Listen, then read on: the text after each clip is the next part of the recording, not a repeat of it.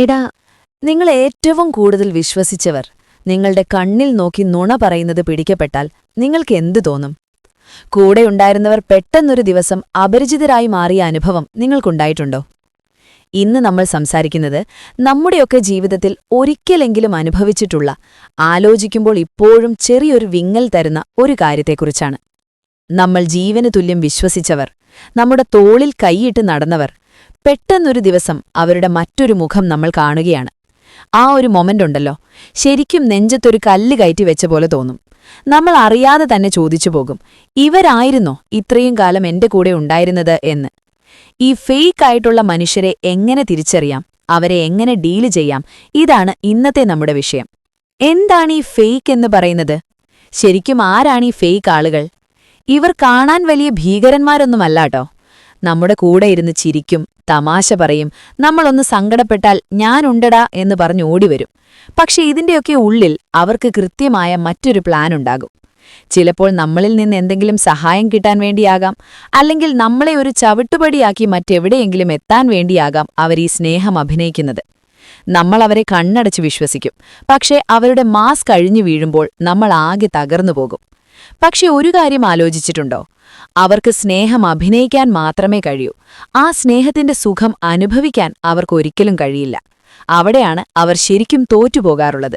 പലരും എന്നോട് പറയാറുണ്ട്, അവരെന്നെ ചതിച്ചു, എനിക്കാകെ തളർച്ച തോന്നുന്നു എന്നൊക്കെ.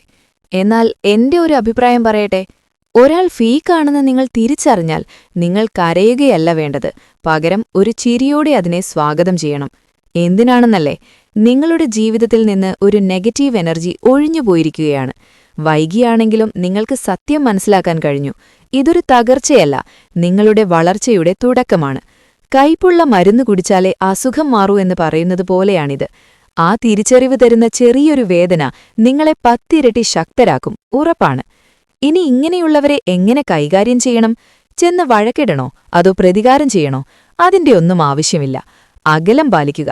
അവർ ഫേക്കാണെന്ന് മനസ്സിലാക്കിയോ, അപ്പോ തന്നെ മാനസികമായി ഒരു സേഫ് ഡിസ്റ്റൻസ് കീപ്പ് ചെയ്യുക. അവരോട് മല്ലിടാൻ നിൽക്കുന്നത് നമ്മുടെ സമാധാനം കളയാനേ ഉപകരിക്കൂ. നിങ്ങളുടെ വിജയം നിങ്ങളെ തളർത്താൻ നോക്കിയവർക്ക് നൽകാവുന്ന ഏറ്റവും വലിയ മറുപടി നിങ്ങൾ കൂടുതൽ സന്തോഷത്തോടെയും വിജയത്തോടെയും ജീവിക്കുക എന്നതാണ്. മാപ്പ് നൽകുക, പക്ഷേ മറക്കരുത്, അവരോടുള്ള ദേഷ്യം ഉള്ളിൽ വെച്ച് നടന്നാൽ അത് നിങ്ങളെയാണ് ദഹിപ്പിക്കുന്നത്. അവർക്ക് മാപ്പ് നൽകി വിട്ടേക്കുക, പക്ഷെ വീണ്ടും അവരെ വിശ്വസിക്കാനുള്ള വിഡ്ഢിത്തം കാണിക്കരുത്. ഒരു വട്ടം പറ്റിച്ചവർക്ക് രണ്ടാമതൊരവസരം കൂടി കൊടുക്കരുത്.